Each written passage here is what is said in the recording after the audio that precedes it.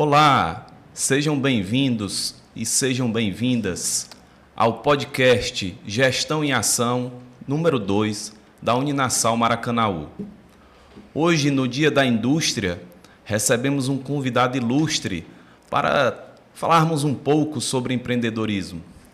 Então, recebemos aqui João José Pinto, empresário, ex-vereador de Maracanaú, foi presidente da Câmara dos Vereadores, exerceu a função de secretário de Gestão, Orçamento e Finanças da Prefeitura de Maracanaú e foi agraciado pelo título de cidadão honorário da cidade de Maracanaú. Obrigado, João, pela presença. Bem, quando a gente enxerga assim, uma pessoa de sucesso, vem uma curiosidade que fica na cabeça. Como foi que ele conseguiu chegar onde ele está hoje? Então, João, me diga aí, como foi que surgiu a ideia de produzir tintas?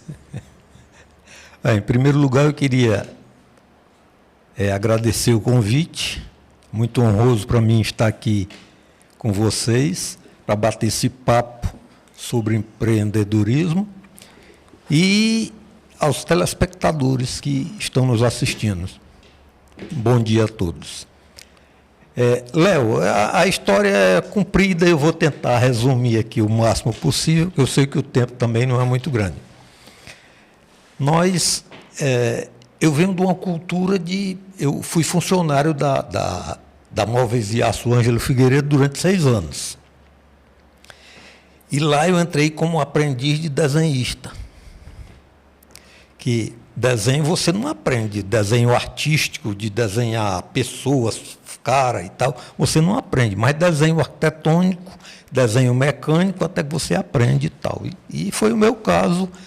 E eu tinha um primo que trabalhava já na empresa, que era assim, uma sumidade na parte de desenho, e ele que arranjou essa colocação para mim lá e tal. E ele me ensinou tudo, e eu aprendi tudo com ele. Tá? E eu era do desenho, mas o meu foco era na produção.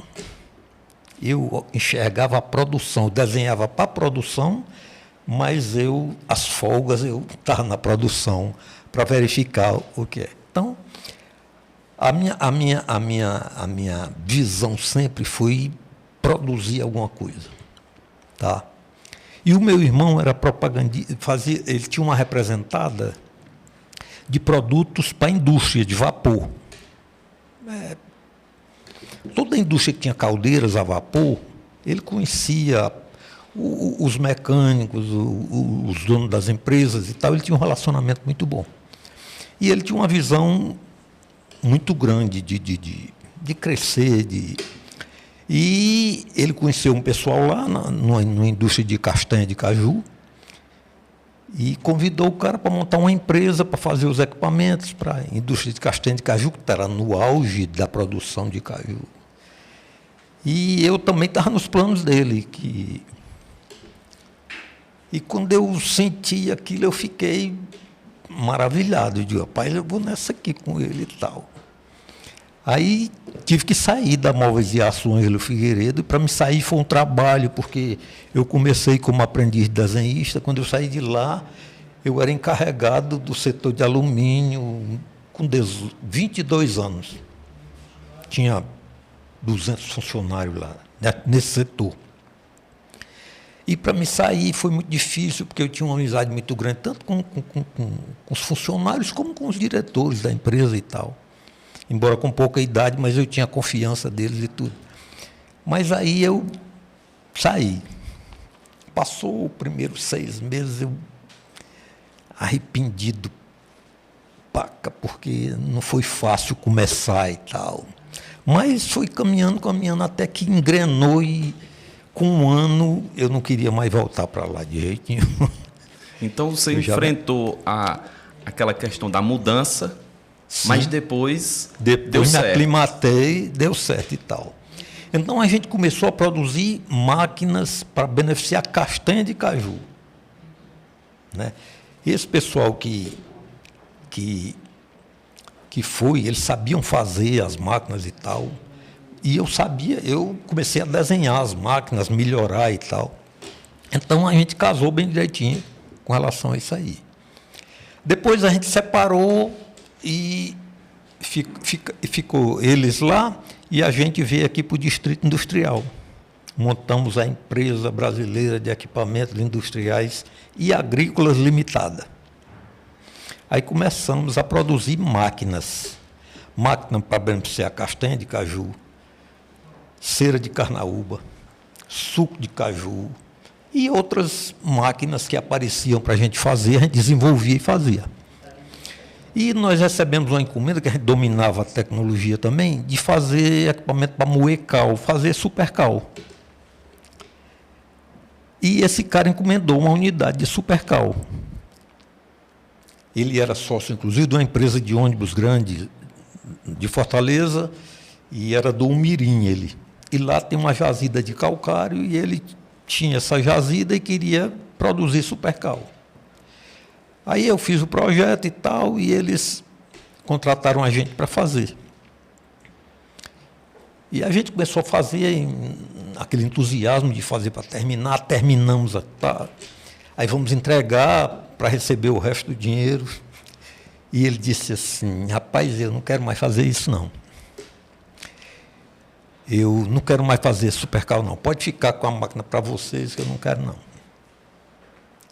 Aí o bicho pegou. Porque a gente estava precisando receber o dinheiro e o dinheiro não chegou. Aí o meu irmão, nos reunimos e ele disse assim, rapaz, vamos botar uma fábrica de supercal. Eu solteiro na época, vamos. Aí construímos uma coisa lá rústica e tal, começamos a produzir supercal. E, assim, o dono do mercado era a Hidracor. Aqui no estado do Ceará e no Nordeste eles dominavam essa parte de supercal. Supercal e tinta em pó. Supercal branco e tinta em pó era branco, mas tinha as cores também.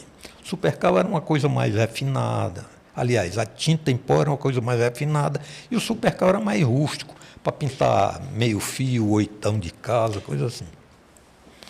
A gente começou a produzir o supercal e, na realidade, a gente chegava para vender no revendedor e a gente dava em consignação, o cara não queria ainda.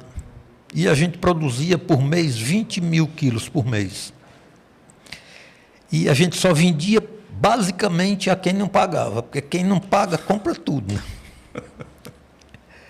Aí, nessa época, veio título protestado, veio não sei o quê, e a gente foi... Mas de tanto vender para quem não pagava, a gente começou a ser conhecido no mercado, né? E aí fomos tirando esse pessoal que não comprava, que comprava e não pagava, e fomos atuando no mercado realmente, né?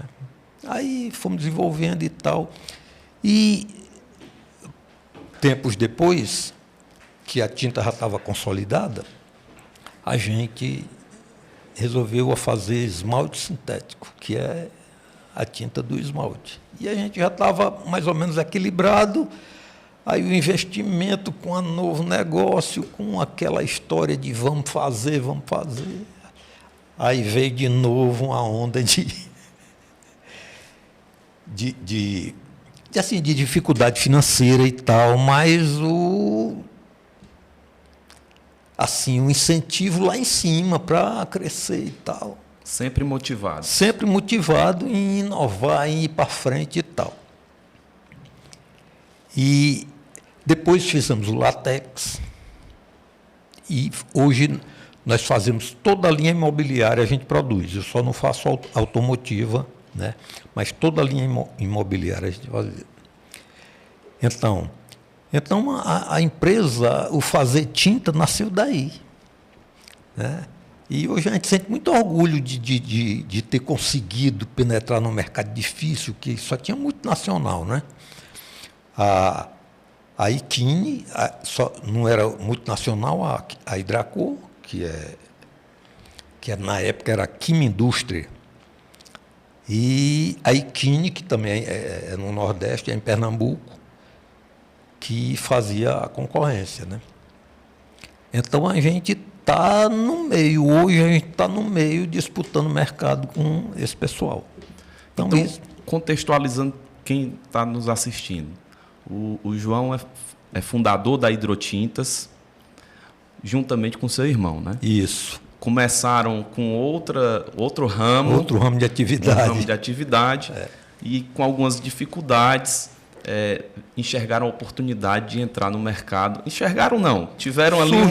Surgiu, né? Uma oportunidade para entrar no mercado de tintas. Isso. E a segunda pergunta que eu tinha, você já começou a responder dessas dificuldades, né? De como entrar no mercado, como chegar o produto até o consumidor final. Então, teve alguns altos e baixos aí nesse início. Sim, com certeza. Mas sempre motivados. Sempre motivados. Certo. E existiu também a história do plano Bresser, do plano daquela ministra da Economia, da Zélia Cardoso de Mello. Isso tudo criou altos... É um tobogã. A vida do industrial é um tobogã. Você está lá em cima, de repente cai, de repente sobe de novo e vai levando, né? E como era que você fazia, você e seu irmão, para identificar as oportunidades do mercado? Como era que... Olha, as oportunidades do mercado, você tem que correr atrás. Surge, você tem que correr atrás. Porque sem trabalho não há sucesso.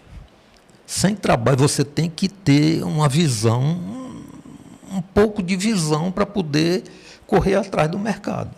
Porque o mercado é muito volátil. Se você está presente, você tem mercado. Se você se afasta um pouco, para voltar é mais difícil.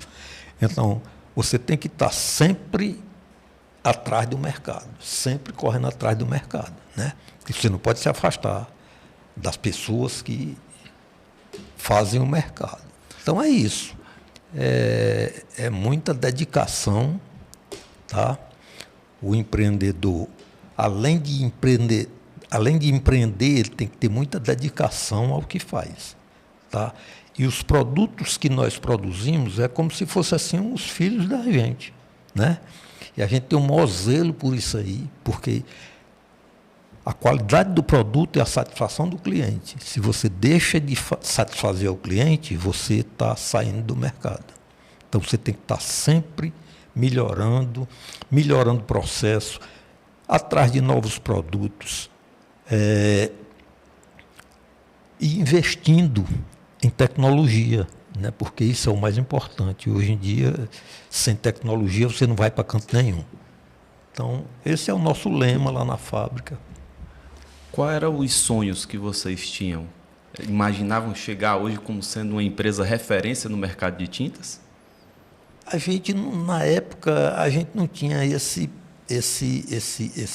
foco ainda, porque na época que a gente começou, a gente aproveitou uma onda que apareceu e... né? Agora, hoje não. Hoje a gente que já está com uma posição mais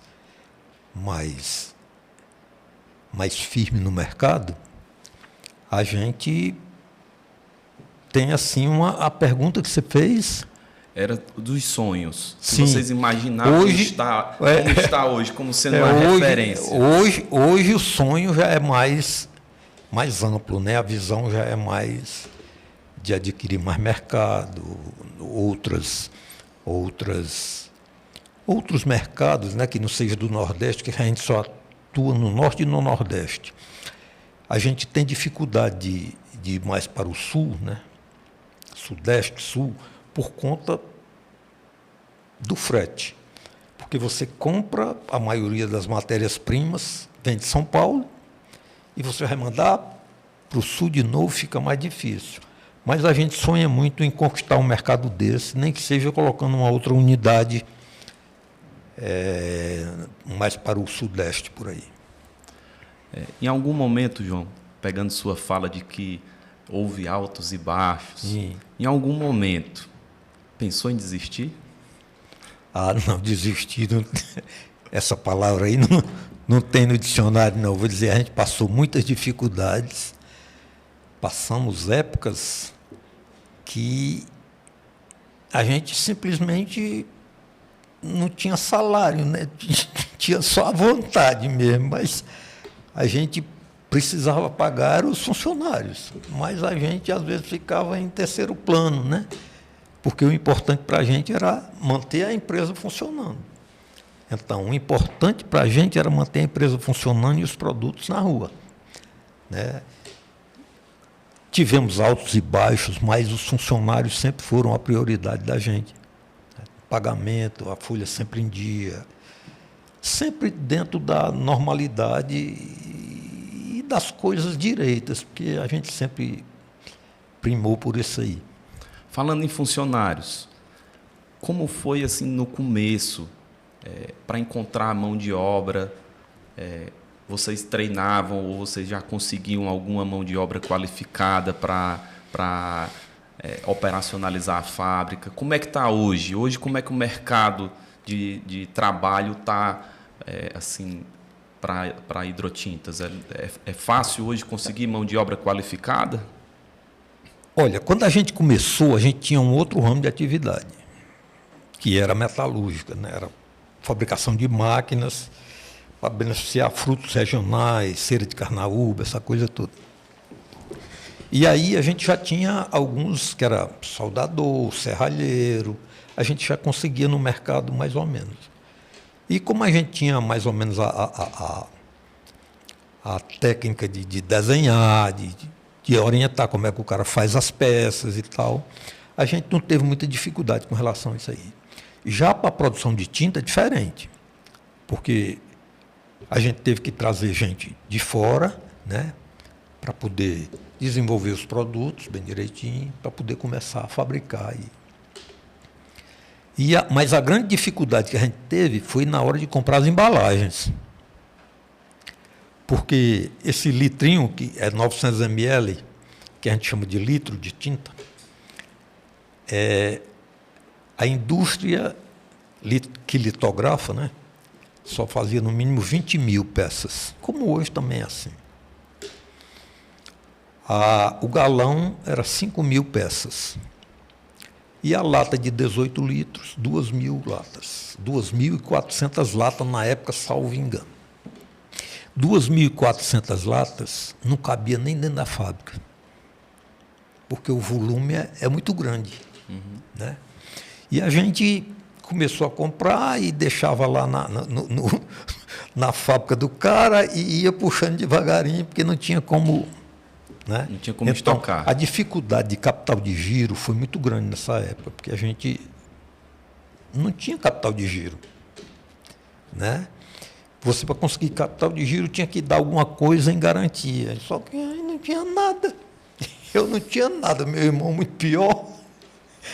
Então, mas aí a gente foi engateando e foi começando a andar e até que a coisa engrenou. E acreditando, né? Acreditando sempre. Sempre acreditando. Sempre acreditando. João, vendo assim essa sua trajetória de empreendedorismo,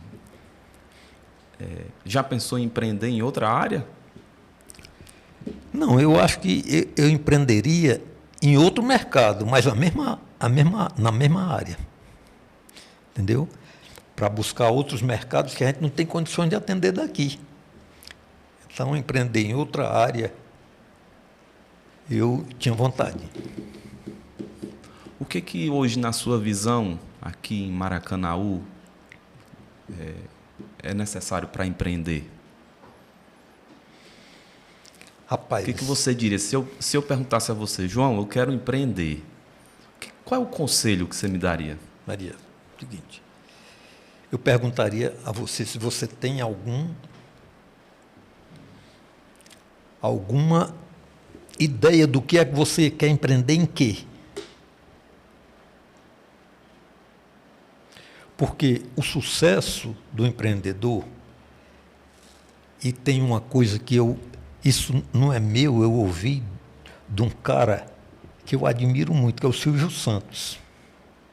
Ele disse: o sucesso do empreendedor, primeiro, ele tem que ter 10% de inspiração.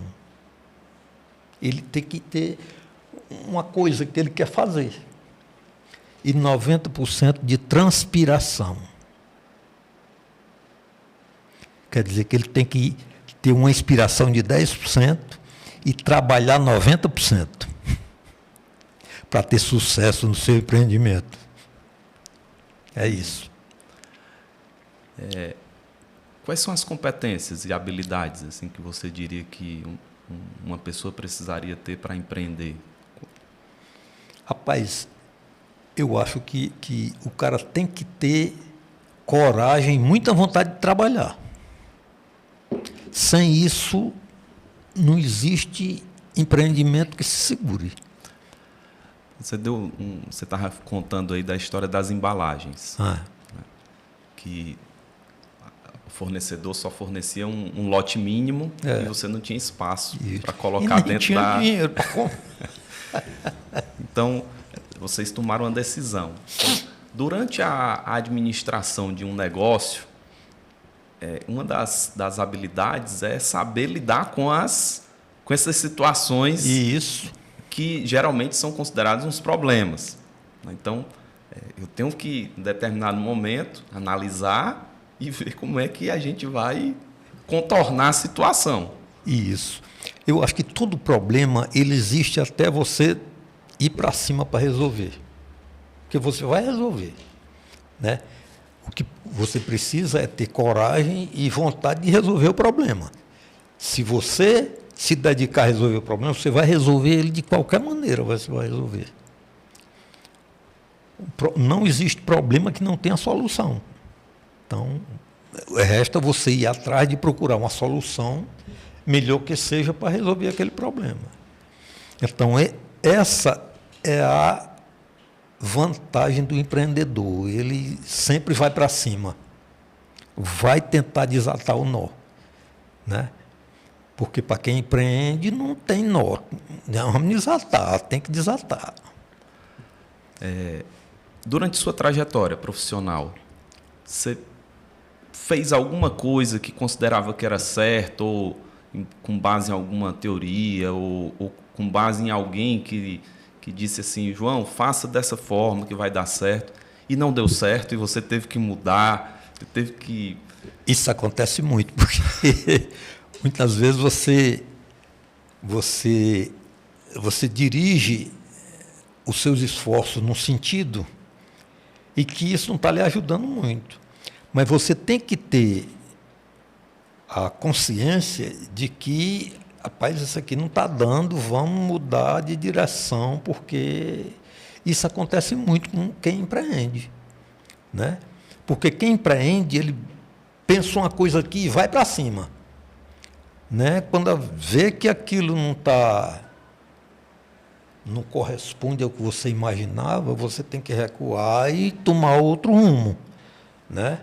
Embora com o mesmo objetivo final, mas aquele rumo que você tomou não está dando certo, então você vai ter que ter outra trajetória para poder chegar ao objetivo lá.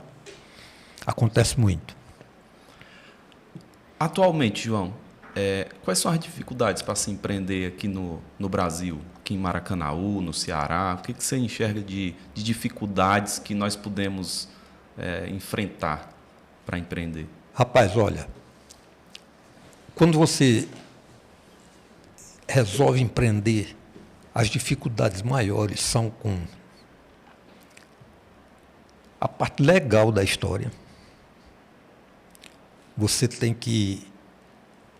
cria uma microempresa ou uma pequena empresa, uma MEI, e você tem que ter todas as obrigações como uma empresa de grande porte. É muito difícil isso. Você tem que ter todos os critérios de segurança que você tem que dar para o funcionário, é o mesmo na empresa grande. Isso dificulta muito, porque isso depende muito de recursos. E quem está começando, ele está atrás de pegar algum dinheiro de bancos que incentivam a indústria, né, esses bancos de desenvolvimento, para poder ter dinheiro para você se instalar. Aí, tudo que você investe mais em em dar segurança para o funcionário, que eu acho que isso é muito legal, só que o que ele exige de uma empresa de grande porte, ele exige de você que é de pequeno porte. Né? Eu acho que isso devia ser mais medido com mais critério, com melhores critérios, está entendendo? Para quem está começando a empreender. Nessa área da indústria que eu estou falando. Né? Uhum. E isso é a dificuldade maior que tem do empreendedor. Tá? Você falou em recurso junto a bancos que incentivam. Você acha que é uma boa iniciativa e buscar o empreendedor e buscar recursos junto a bancos que fomentam a economia? Eu acho que já teve tempos melhores, sabe? O BNB já teve linhas de crédito mais acessíveis a pequeno empreendedor, né? Hoje o juro está muito pesado, está mais complicado, né? Mas mesmo assim, eu acho que ainda existem algumas linhas de crédito no Banco do Nordeste,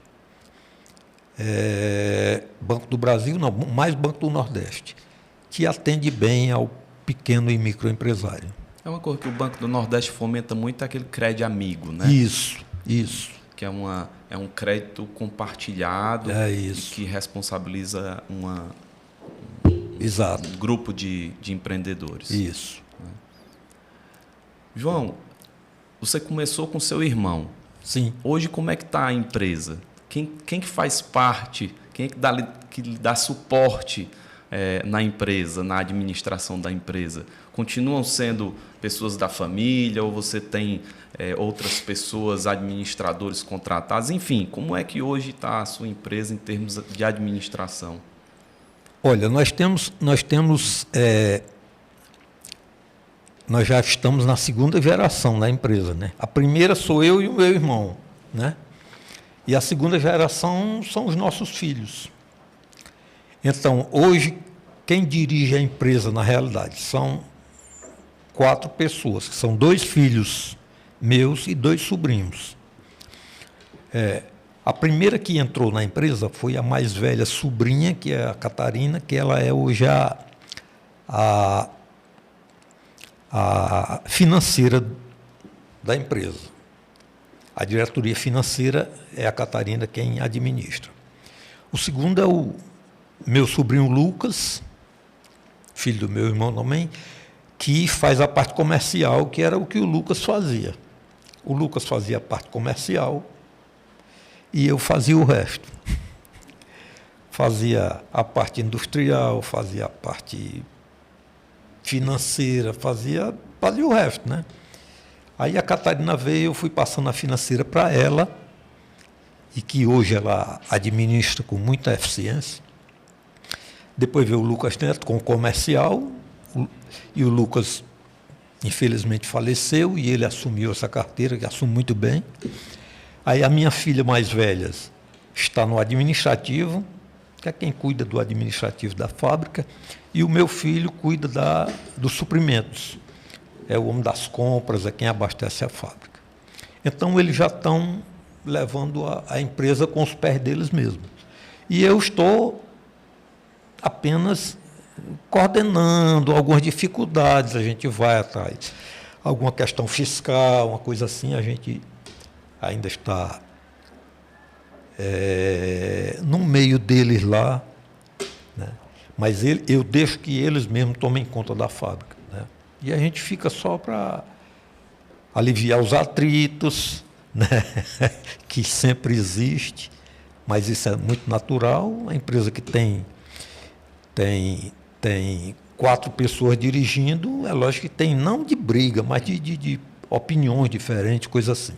E nós temos um gerente industrial, né, que cuida da empresa. Ele administra a empresa, a parte industrial ele administra. E nós temos a unidade aqui, a Hidrotintas, que é aqui no Maracanaú, temos a unidade de Pacatuba e temos a unidade que é a mineração lá no Acarape. São 3 unidades, que esse gerente, ele cuida das 3 na parte que diz respeito à administração pessoal, os problemas da empresa, né? Como um todo. Hoje a Hidrotinta está com quantos anos? 76 para cá. Fim de 76 para cá, são 76, 45 anos, eu acho, por aí. 45 anos de história. Como é trabalhar com a família? Rapaz, eu tenho assim, eu tenho muita sorte, porque eu acho que trabalhar com a família é muito bom. Né? Existem alguns atritos, mas são atritos que você tem em casa com seus filhos, né? E que você consegue contornar e tal. E que há em qualquer empresa, né? Em tem em qualquer empresa. Ou com estranho, ou com a família, você tem. Mas eu acho que eles quatro se dão muito bem, né? Se respeitam.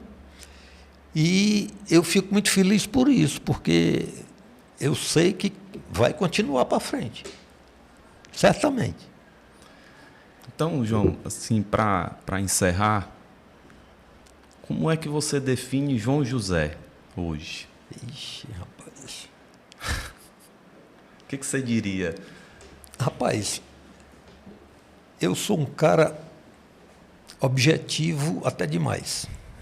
Tá? Eu tenho, assim, uma reunião demorada demais, eu não suporto. Eu acho que a objetividade se você faz uma reunião demorada, você não define nada. Então, quando você é objetivo, você, vamos por aqui, pronto. Né? Então, eu sou altamente objetivo. Tá? Eu sou um cara que não gosto de esperar. Mas eu prefiro esperar do que fazer alguém esperar por mim. Eu não faço ninguém esperar por mim. Né? Eu tenho isso. Assim, a minha vida é a minha família. Minha mulher, meus filhos, meus netos, meus sobrinhos, meus irmãos. Isso é que eu chamo de família. Então, minha vida é minha família. Adoro conviver com os amigos. Os amigos, bater papo, conversar, tomar uma cerveja. Então, também gosto de ganhar dinheiro. Quem é que não gosta, né? Mas eu gosto de ganhar dinheiro com o fruto do meu trabalho. Sim. Porque, eu chego na fábrica 7h30, 8h. Estou na fábrica. Todo dia eu estou na fábrica. E hoje eu saio da fábrica 4h30, 4h, 4h30, eu saio da fábrica e vou para casa. Depois de longo e tenebroso inverno, eu fui morar em Fortaleza, que era o que os meus filhos mais queriam. E como eles estão todos lá, e no fim de semana eu fico só. Eu fiz uma casa muito grande aqui no Maracanaú, na Pajuçara, mais precisamente. E os meus filhos já estão tudo casados, tudo em Fortaleza, e eu aqui fico praticamente sozinho dentro de uma casa que cabe muitas pessoas. Mas não faz muito tempo, não.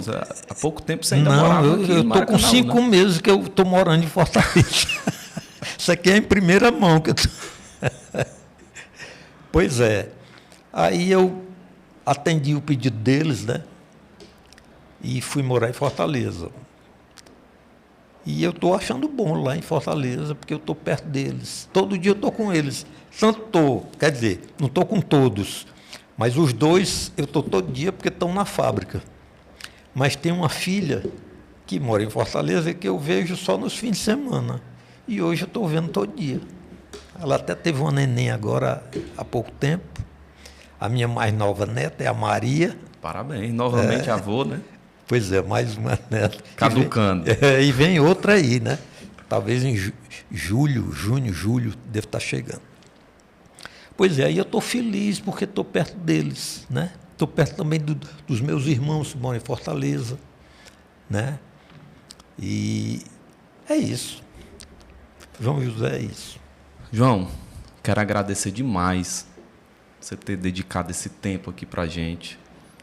É importante para que as pessoas de Maracanaú vejam uma pessoa de sucesso como você, que trabalhou, lutou, passou por muitas assim, dificuldades, sim, que é do dia a dia de quem empreende, mas conseguiu chegar em uma posição que hoje você está confortável, você está feliz, você construiu uma história, né? E que hoje você pode dizer que cumpriu uma missão, que todos nós temos uma missão nessa vida, né? Então, agradeço demais por esse tempo que você dedicou e só tenho realmente a demonstrar a minha admiração por você. Então, isso obrigado. Aí, Léo. Eu quero agradecer também, espero ter contribuído para algumas pessoas que querem empreender, com incentivo, né, para que eles continuem, corram atrás dos sonhos, porque é difícil, mas a gente consegue. Para finalizar, eu quero agradecer à Prefeitura de Maracanaú por ter cedido o espaço aqui do estúdio e até o próximo podcast da Uninassal Maracanaú.